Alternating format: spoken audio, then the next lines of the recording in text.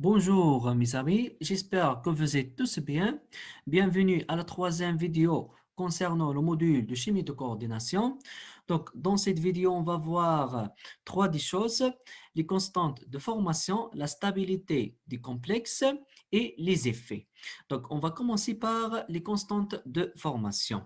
Donc, pour définir la stabilité d'un complexe du point de vue thermodynamique, on va introduire les constantes de complexation successives et globales. C'est-à-dire, comme le cas, par exemple, des réactions acido-basiques, donc il est caractérisé par une constante d'acidité. Par exemple, le produit ionique de l'eau, il est caractérisé par le produit, c'est-à-dire par Ke. De la même façon, par exemple, dans le cas par exemple, des réactions par exemple, réaction d'équilibre, c'est-à-dire on va considérer un équilibre, il est caractérisé par une constante d'équilibre K équilibre. De la même façon, dans le cas des réactions de complexes, c'est-à-dire formation d'un complexe, il est caractérisé par une constante de complexation en général notée d bêta, c'est-à-dire bêta. Donc, on va considérer par exemple un métal. Donc, par exemple, on a un million, on va traiter ou bien on va ajouter quelques gouttes de ligand sur un métal. Donc, dans ce cas, on a formation d'un complexe Ml, c'est-à-dire, par exemple, attaque de ligand et formation de la liaison dative métal-ligand. Donc, il est caractérisé par une constante d'équilibre K1 qui est égale, c'est les concentrations des produits sur les concentrations des réactifs, c'est la concentration de complexe Ml sur la concentration de métal multipliée par la concentration de ligand.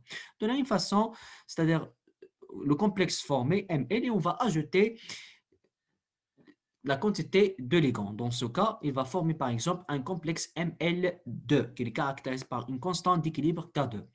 Donc en général, si par exemple on a un complexe Mln-1 plus un ligand va donner un complexe MLN, donc il est caractérisé par une constante de complexation Kn ou bien de formation. Donc dans ce cas, les Kn sont appelés des constantes de formation. C'est la concentration de complexe MLN sur la concentration de complexe MLN-1 multipliée par la concentration de L. Donc, dans ce cas, les Ka, K2, K3 jusqu'à Kn sont appelés des constantes de formation successives.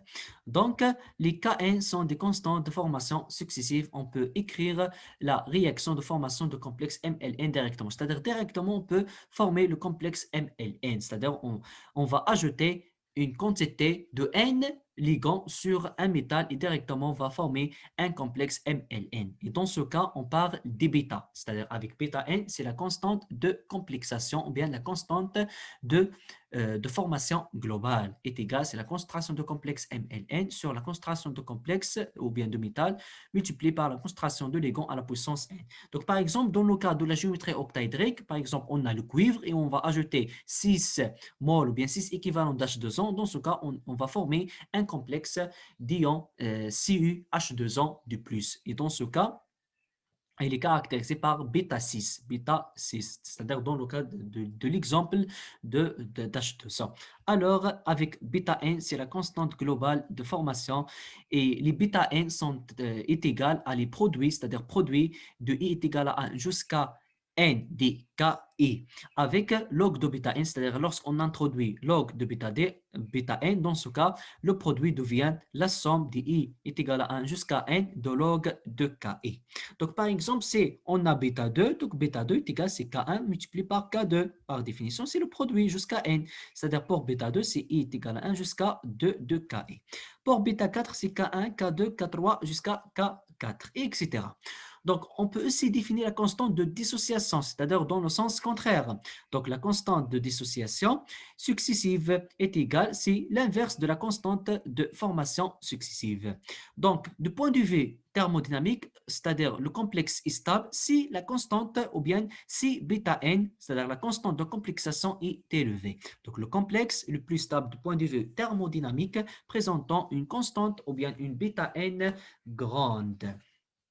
Et voilà, donc le plus important, comment on écrit, c'est-à-dire la constante de formation successive et la constante de formation globale. On passe à la stabilité des complexes du point de vue thermodynamique. Donc, si par exemple, on travaille dans les conditions standards et à T à P constante, c'est-à-dire on va fixer la température et pression constante. Alors, K, c'est la constante d'équilibre, et dans ce cas, c'est la constante de formation est reliée à l'enthalpie libre de Gibbs, c'est-à-dire delta G par l'équation de Gibbs, avec delta G est égal, dans les conditions standards, c'est delta H moins T delta S. Donc, à partir de la définition de l'enthalpie libre, G est égal à H moins TS, et on va introduire delta avec à température constante dans ce cas, et va donner cette relation. D'autres relations, on sait que delta G 0 est égal, c'est moins RT ln de K. K, dans ce cas, c'est la constante de formation.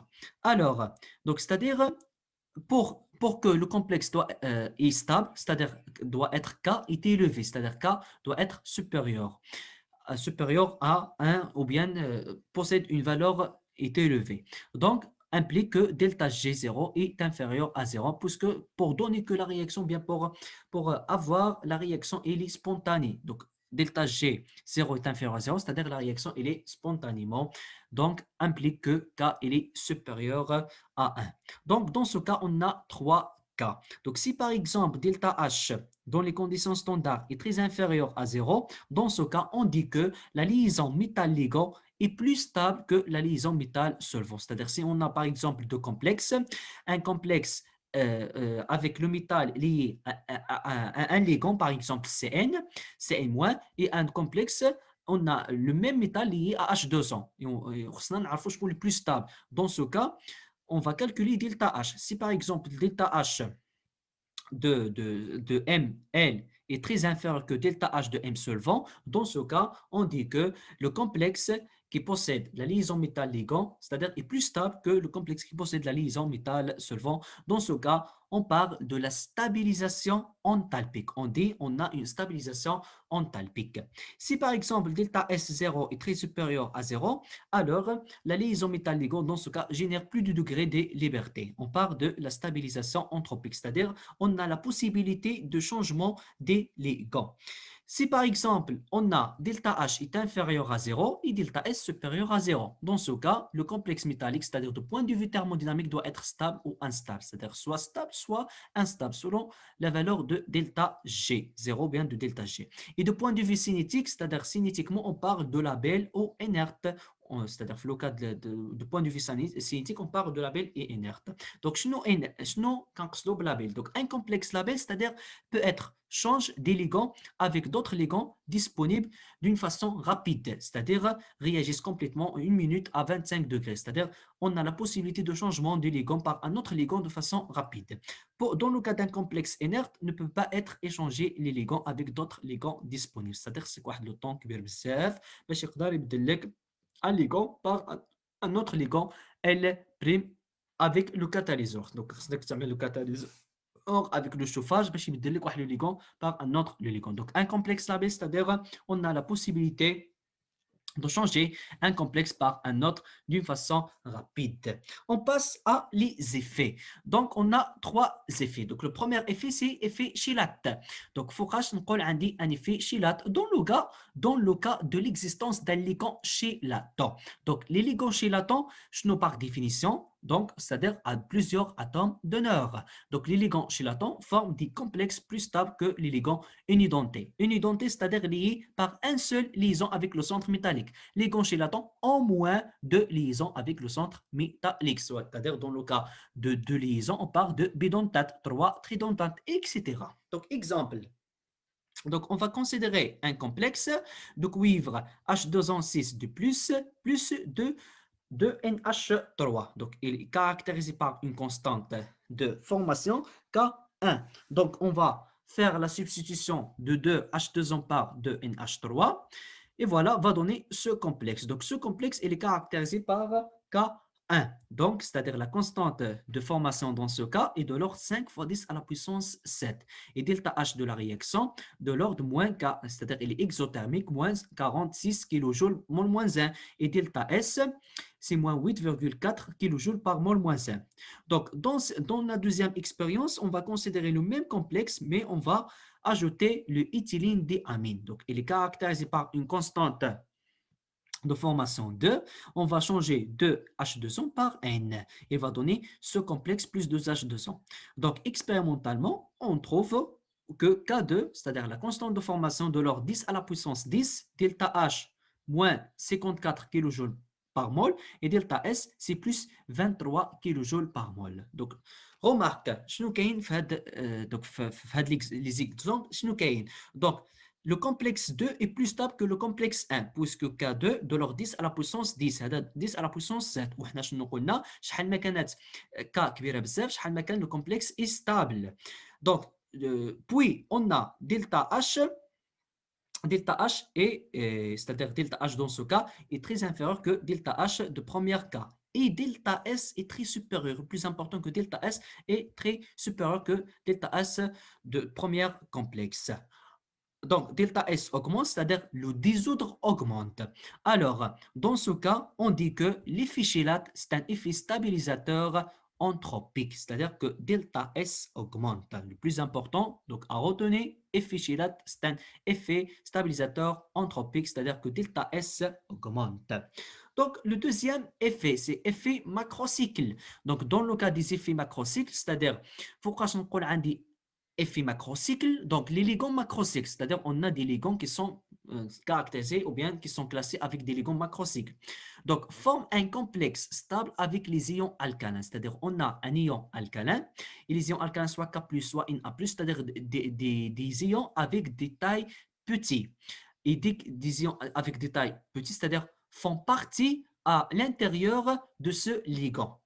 Donc, la stabilité maximale, c'est la dimension du cation égale à la dimension de cavité. Donc, dans ce cas, on va considérer ce complexe ou bien ce ligand, s'appelle le pentaglyme, avec la constante de formation de ce ligand dans un complexe de l'ordre 125 فاصلة 9. Mais dans le cas de 18 courant 6, de l'ordre K', de l'ordre 10 à la puissance 6, c'est-à-dire que K+ est plus stable à l'intérieur de ce ligand qu'à l'intérieur de ce ligand pétaglyme. Donc, on dit que dans ce cas, l'effet macrocycle, le plus important que l'effet macrocycle, c'est un effet stabilisateur enthalpique, c'est-à-dire que delta H est inférieur à 0. C'est-à-dire lorsqu'on calcule, c'est-à-dire dans un complexe delta H de la réaction, on remarque qu'en présence de 18 corps 6, delta H est très inférieur dans le cas de pentaglyme et on dit que, c'est-à-dire l'effet macrocycle, c'est un effet enthalpique. Le dernier effet, c'est effet statique, donc statistique. Donc en général, on observe, c'est-à-dire que la constante de formation K1 est plus supérieure que K2, K3. Donc cette tendance peut s'expliquer facilement en observant que plus un complexe est substitué, plus le nombre de labels diminue. C'est-à-dire si par exemple on a un complexe est substitué, c'est-à-dire il est lié à les ligands, dans ce cas la possibilité c'est-à-dire la possibilité ou bien la probabilité d'un ligand lié à le complexe va être diminuée. Donc, et par conséquent, c'est-à-dire les K2, c'est-à-dire les K va être diminué. Donc, par exemple, on va considérer le complexe, donc le métal H2O 5 avec un ligand et le même complexe avec changement d'un H2O par le ligand. Dans ce cas, combien de liaisons, c'est-à-dire susceptibles d'être, c'est-à-dire de remplacer par un autre ligand? Dans ce cas, on a 5 possibilités et dans ce cas, on a 4 possibilités puisque H2O, c'est une molécule de solvant, donc il est facile à substituer par un autre ligand. C'est un bon composant partant H2O, d'accord? Donc, dans ce cas, on a 5 possibilités et dans ce cas, on a 4 possibilités. C'est-à-dire que dans ce cas, la constante de formation de ce complexe est plus supérieure que cette constante. Donc, en général, K1 est supérieur que K2. C'est-à-dire K1, on a le métal plus un ligand. On a 6 possibilités dans le cas de la géométrie octaédrique. Pour K2, pour passer à K3, on a Ml plus un ligand. Dans ce cas, on a 5 possibilités. K3, on a 4 possibilités externes, c'est-à-dire le nombre de possibilités ou bien le nombre de substitutions labels qui sont faciles ou bien qui sont susceptibles d'être c'est-à-dire substituées doit être diminué et la stabilité doit être diminuée. Le plus important, on dit que l'effet statique, c'est un effet anthropique que delta S augmente, c'est-à-dire le désordre augmente. Donc, à retenir, le plus important dans cette vidéo, les effets, c'est-à-dire l'effet macrocycle, l'effet Shélat et l'effet statistique et comment, c'est-à-dire et la constante de formation, c'est-à-dire comment on calcule la constante de formation, c'est on donne la concentration et la constante de dissociation dans le sens contraire et la constante globale de formation. Et bon courage. إن أعجبك الفيديو لا تنسى الإعجاب والاشتراك في القناة.